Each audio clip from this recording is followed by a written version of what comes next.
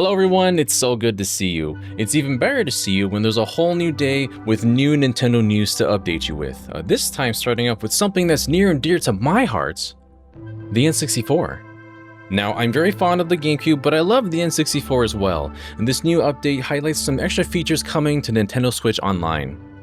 So these news updates were like a footnote, just like a single sentence of an update, so we already kind of knew about it, but this is the first time we're actually seeing it in action. So the first update is the rewind function. The other NSO platforms already have a rewind function, but this was notably missing from the N64. And I love how we're specifically highlighting certain areas of these games that would definitely need a rewind feature. The penguin race early on in Super Mario 64. If I'm not falling off the side by myself, it's usually the penguin that shoves me off.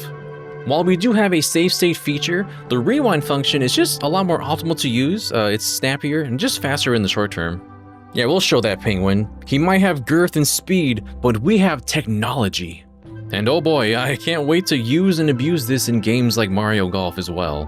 Maybe now I can finally unlock Metal Mario. Another new option is the CRT filter. Because believe it or not, there is such a thing as a game being too sharp and clear. N64 games are notoriously difficult to emulate to the point where even Nintendo has problems doing it. There's no anti-aliasing on NSO, so everything is remarkably sharp and crisp, sometimes to its detriment. And there are little seams and bits that would be masked under normal situations due to the hardware, and this filter should alleviate some of that. NSO has had some of the nicest and most natural looking filters for games, like with the Game Boy Advance for example. That's sometimes hotly debated. People, they all have their different preferences. It's just what I think. But yeah, compared to its default resolution, this looks pretty good and believable. Of course, due to things like compression, we're gonna have to wait and see what it looks like for ourselves, but this looks really good from what I can tell so far. For the sake of a very quick analysis, look at the outline of the clovers in particular. They're a lot more jagged, there's a notable dark green outline going around it. Overall, it seems a little bit out of place and doesn't really blend so well with everything around it, but if you go to the CRT filter, that's pretty much disappeared. It is blurrier and emulates a lower resolution, but this is pretty much the art style they were going for back then in the day. This is going to be very beneficial in games with a lot of sharp jagged outlines in certain games like Paper Mario for example. And the third update, the ability to view and change controls. As we saw with the reveal of the GameCube NSO, we're going to be able to map and set our controls for each game individually. It appears that each game is going to individually tag all the controls with descriptions. It's not going to be just like A to B, B to X or whatever. They're actually telling you, oh, the A button fires your laser, swings your sword, gives you a boost. Which is so nice to have considering our only option really was to go into these system settings and change them from there, but unfortunately that was like a universal settings change. So if you wanted to switch back to another game, you'd have to switch back every single time. This was brought up in a discussion we had not too long ago, but I'm a little concerned about directional controls and remapping those. So for example, if you wanted to make it so that the R-wing moves up when you press down and down when you press up, is that also going to invert the menu controls as well? I guess with this case in particular, you can assign different menu commands to the directional buttons, sure, but then there's some cases like the Wind Waker in which the C-stick is going to control the camera and the directional input of the Wind Waker when playing music.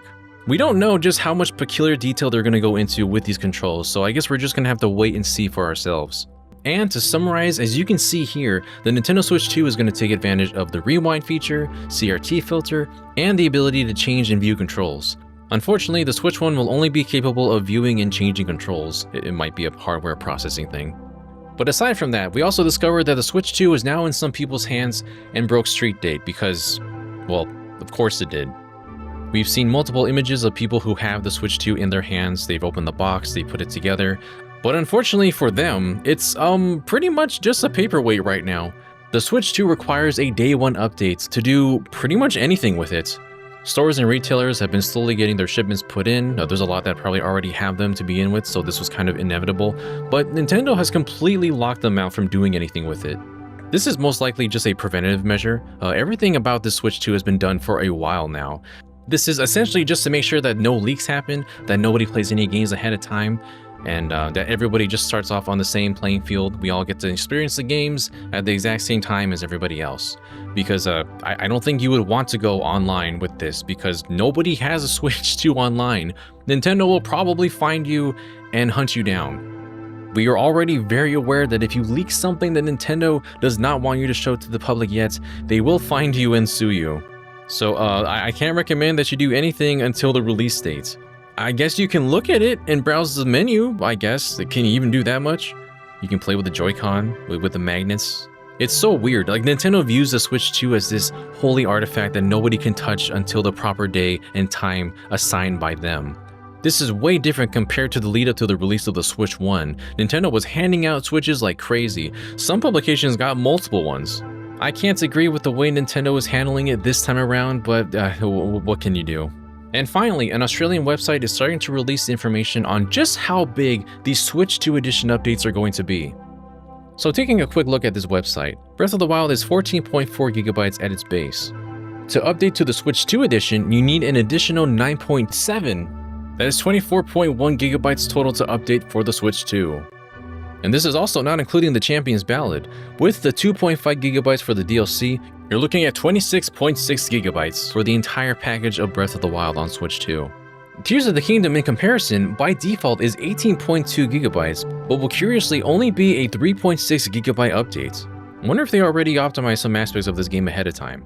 Kirby and the Forgotten Land is 5.7 gigabytes base and is a whopping 11 to upgrade, making the file size 3 times as large. Super Mario Party Jamboree is 5.3, but if you want to upgrade to Super Mario Party Jamboree Nintendo Switch 2 Edition plus Jamboree TV, what a bad name. It's going to be 7.7 gigabytes to upgrade. Story of Seasons Grand Bazaar is 2.7 giggles, but its upgrade pack will be 7.8 giggles. That's a relatively large increase for such a small title. Civilization 7 for Switch is 5.7 and will upgrade for an extra 7.8. And Rune Factory Guardians of Ozma is 5.8 giggles on Switch and an extra 12.2 for Switch 2. This one, at least, we already knew was going to be about 18 gigabytes ahead of time, so this is just further confirmation that these site estimates are accurate. So yeah, that's a fair amount of extra space you're going to be needing for your Switch 2. I hope you got all your micro SD express cards ready to fit all these giggles, because that's a lot of tickling happening. Nintendo's really going to tickle those Switches.